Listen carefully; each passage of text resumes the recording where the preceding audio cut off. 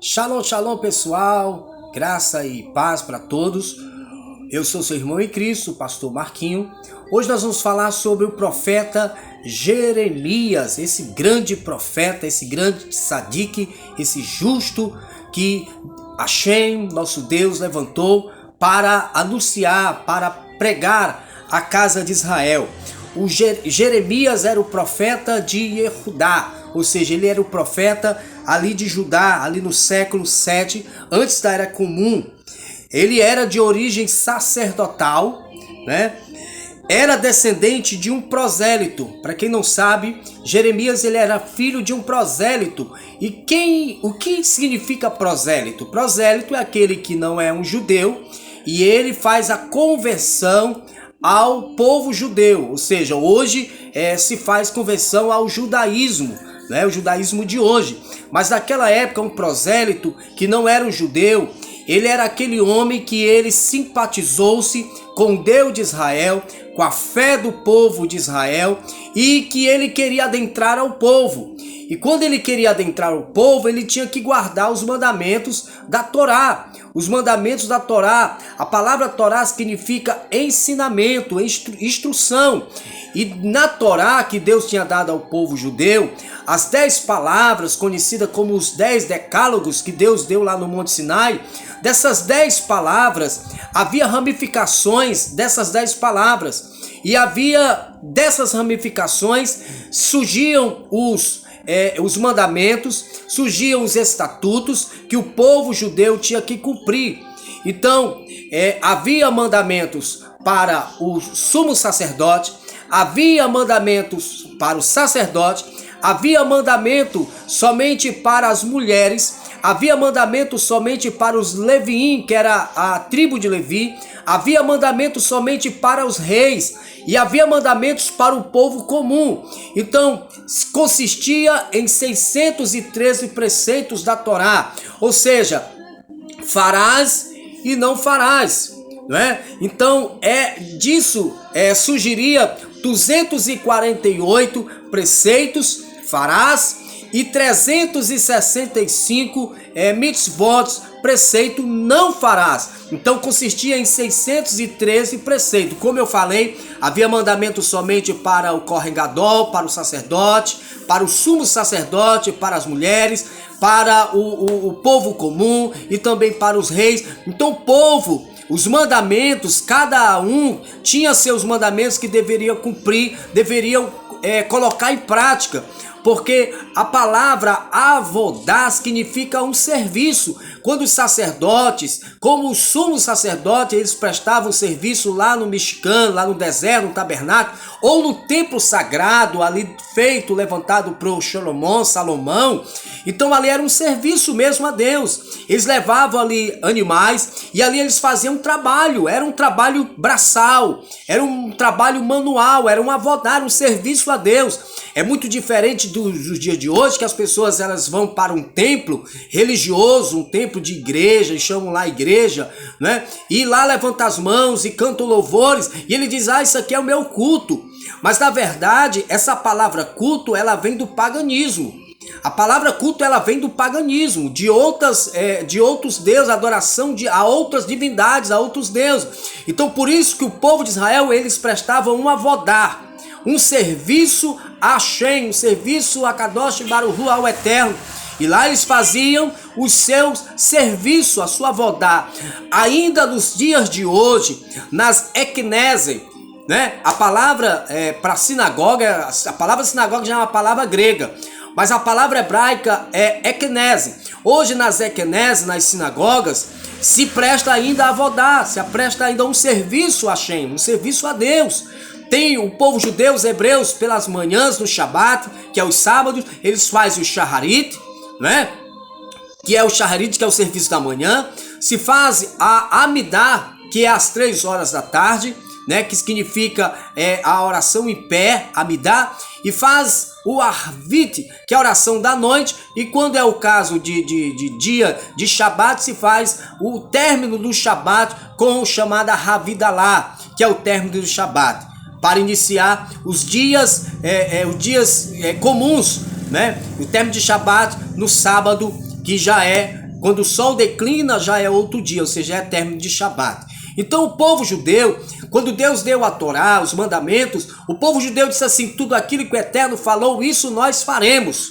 Então o povo judeu não foi perguntar primeiro como seria, o que seria, né? Por que eu tenho que fazer? Primeiro o povo hebreu disse: tudo aquilo que o Eterno falou, isso nós faremos. Depois a gente entende aí o que a gente está fazendo, mas primeiro nós vamos fazer. Então esse é o povo judeu. Então Jeremias, o pai dele, como nos diz aqui, era um prosélito. Então ele quis se converter esse povo. E como é que se convertia naquela época? Primeiro se fazia a Brit Milá.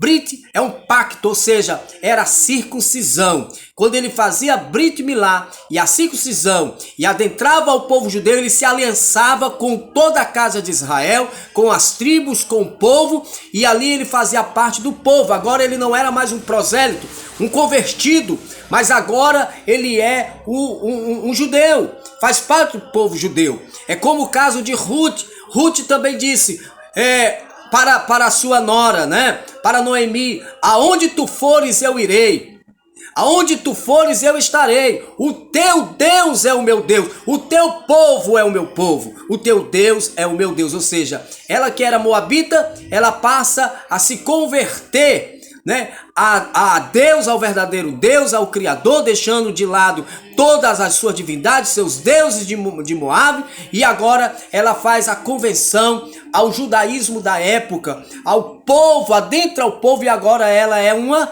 judia. Ruth, o caso de Ruth. Então o pai de Jeremias também era um prosélito, que ele também dedicou a sua vida inteiramente à sua missão de profeta, Jeremias, né? Só que ele não era aceito por muitos outros judeus. Por quê? Porque ele era filho de um prosélito, filho de um convertido. É por isso que o profeta Jeremias, ele teve muita dificuldade para transmitir a palavra de Hashem, a palavra do Eterno, para a casa de Israel, porque alguns olham para ele: quem é esse aí? Né? Ele é o filho ele é descendente de Rahav. O pai dele era um goi, era de outras nações, era um convertido, e eles não levavam muito a sério quem se convertia naquela época, né? Hoje não, hoje já tem o Talmud, ele vai dizer que não se deve falar da vida passada de um gentil, daquilo que ele fez, da Vodazará, da idolatria que ele participou, que ele viveu. E agora, se ele fez conversão ao judaísmo, ao povo de Israel, ele não se pode passar em rosto o que ele fez no passado. Hoje é proibido pela Alahá, muitos judeus sabem disso, de falar mal de um convertido, de alguém que se converteu à prática dos mandamentos da Torá, ao Deus único e ao povo judeu. Então, Jeremias dedicou a sua vida à profecia, a transmitir a palavra de Deus ao povo. Então, Jeremias, ele foi pregar para as 10 tribos perdidas que haviam sido exiladas do reino do norte de Israel, para trazê-la de volta a Judá. Então, ou seja, Jeremias ali, ele foi atrás das tribos que estavam perdidas, as 10 tribos que foram perdidas ali a casa de Israel, para trazer de volta a Judá. Ele advertia continuamente o povo da eminente destruição do templo de Jerusalém. Quem conhece as profecias de Jeremias sabe e vê e leu que Jeremias estava trazendo o povo ao arrependimento, porque se o povo não se arrependesse, viria Nabucodonosor, devastaria, destruiria o templo e levaria o povo exilado para a Babilônia. E nós sabemos que a profecia de Jeremias se cumpriu. Sua visão da destruição e sua crítica aos reis de Judá e a insistência de pregar e de falar contra ali a instituição da época, que eram os sacerdotes, que estavam ali corrompidos, né? Estavam corrompidos, e Jeremias também falava contra os sacerdotes. Havia profetas daquela época, também profetas com espírito de mentira, né, na sua boca, que falava ao povo. Então, o ministério do profeta falava muito às autoridades, e por isso muitas vezes ele era preso por essas mesmas autoridades, pelos reis, pelos sacerdotes, ele era preso. Então, enquanto Jeremias esteve em Jerusalém, seu mérito protegeu a cidade e o templo. Durante sua ausência, no entanto, eles foram destruídos pelos babilônicos, mas não antes de ele ter providenciado que se escondesse os vasos do templo para protegê-los. Após a destruição, escreveu o livro das Lamentações de Jeremias, onde lamenta o cumprimento de suas profecias e o subsequente exílio, embora jamais perca fé no retorno final de Sião, do povo judeu, porque ele também profetizou que eles retornariam de novo para Sião, para Jerusalém, para Jerusalém, para voltar às práticas de culto a Deus, em qual eles estavam tão desviados, e por isso eles foram exilados. Por isso ele também aconselhou os exilados judeus a se tornarem bons cidadãos de seu novo país, lá da Babilônia, e orarem a Deus, fazerem tefilotes, fazer orações pelo bem-estar do governo gentil. Jeremias capítulo 29, no versículo 5. Jeremias passou o fim de sua vida no Egito, onde o filósofo Platão foi o seu discípulo. Olha lá, você que não sabia, Platão foi discípulo de Jeremias, do profeta Jeremias, que seus fins dos dias foi lá no Egito. No fim, foi assassinado por companheiros judeus, porque continuaram a censurá-los por seu mau comportamento. Ou seja, mesmo quando o povo estava no exílio, mesmo que ele foi lá para o Egito, porque alguns judeus também foram para o Egito também, mas mesmo assim ele continuava pregando aos judeus, aos seus irmãos, que eles tinham que se voltar às práticas da Torá, aos mandamentos de Deus, daquilo que Deus tinha mandado, que era estatuto perpétuo. Mandamento de Deus para a casa de Israel é mandamento perpétuo, não tem fim. Não tem fim.